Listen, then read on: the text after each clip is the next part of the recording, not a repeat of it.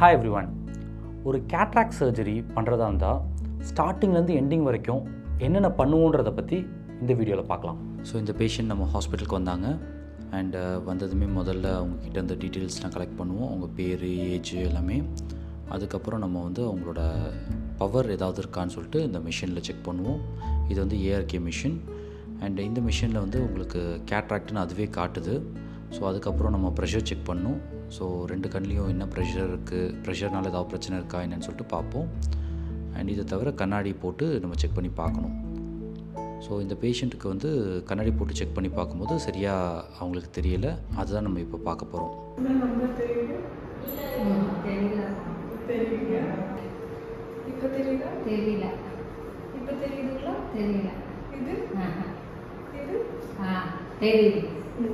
உங்களோட பார்வையே ரொம்ப கம்மியாக இருக்குது. இந்த அளவுக்கு தான் உங்களோட விஷன் இருக்குது. விரல் கூட சரியாக தெரியலை. ஸோ ஃபைனலாக இதை செக் பண்ணதுக்கப்புறம் அவங்களுக்கு ட்ராப்ஸ் போட்டு டைலேட் பண்ணி பார்க்கணும். டைலேட் பண்ணதுக்கப்புறம் அவங்களுக்கு என்ன பிரச்சனைன்னு சொல்லிட்டு நம்ம கேட்டோம். கேட்டதுக்கு அவங்க சொன்ன விஷயத்த கேளுங்க. உங்களுக்கு வலது கண்ணில் எப்படிமா இருக்குது? ரவ கூட தெரியல சார்.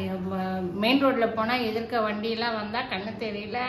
வீட்டில் இந்த பாத்திரம்லாம் தேய்ச்சி எடுத்தோம்னா உள்ளே என்ன பொருள் இருக்குது, அது என்ன இருக்குல்லலாம் எல்லாம் தெரியல. இந்த தாளிக்க சொல்ல எண்ணெய் காஞ்சிடுச்சியா இல்லையானெல்லாம் தெரியல சார். இதனால ரொம்ப கஷ்டமாக இருக்குது. ஆமாம் ஆமாம்.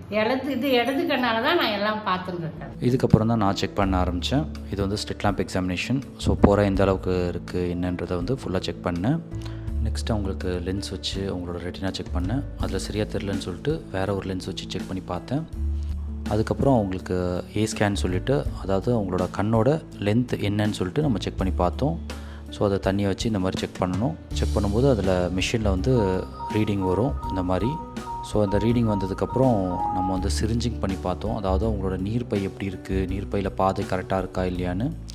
அண்ட் இது ஓசிடி நம்ம செக் பண்ணுறோம். ஃபண்டஸ் ஃபோட்டோ, ஓசிடி இதெல்லாம் எடுத்து பார்ப்போம். நிறைய ஹாஸ்பிட்டல்ஸில் பண்ண மாட்டாங்க. பட் நம்ம ஹாஸ்பிட்டலில் இதெல்லாம் ரொட்டீன் செக்கப்பாக நம்ம பண்ணுறோம். ஸோ எல்லாம் முடிஞ்சதுக்கப்புறம் அவங்களுக்கு ஃபிட்னஸ் எடுக்க சொல்லி கையில் பேப்பர் கொடுப்போம். சர்ஜரி அன்னைக்கு ஃபஸ்ட்டு நீங்கள் வந்தீங்கன்னா கண்ணில் சொட்டு மருந்து போடுவோம்.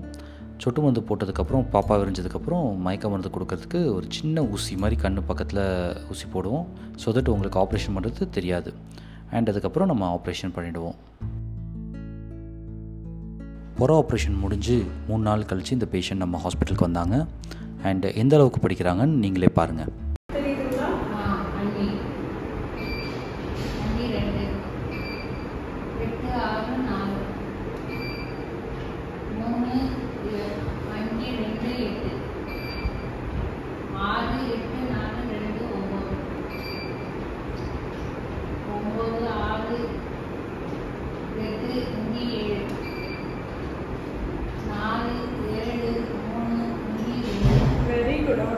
பார்வை செக் பண்ணதுக்கப்புறம் நான் ஸ்லிட் லேம்பில் செக் பண்ணி பார்த்தேன் லென்ஸ்லாம் கரெக்டாக இருக்கான்னு சொல்லிட்டு.